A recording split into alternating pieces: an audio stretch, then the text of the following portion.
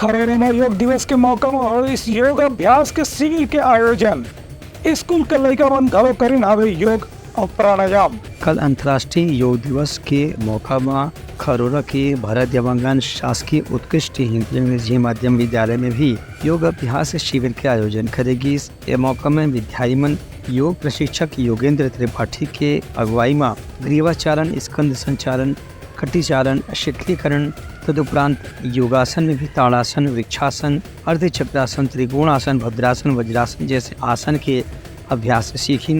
एक बाद कपाल भाती, पवन मुक्तासन, शवासन, प्राणायाम, भ्रामरी, कपाल भाती, अनुलोम विलोम जैसे प्राणायाम के भी अभ्यास करेगी। इस मौका में उपाचार्य हरीश देवांगन की योग युवा विद्यार्थी मन पर बहुत फायदेमंद है। खबर के घर से शरीर हमेशा चैतन्य रहते। ये कार्यक्रम में विद्यार्थी योग के अलग अलग अभ्यास के प्रदर्शन भी करें। ब्यूरो रिपोर्ट, उत्तलंगा न्यूज़।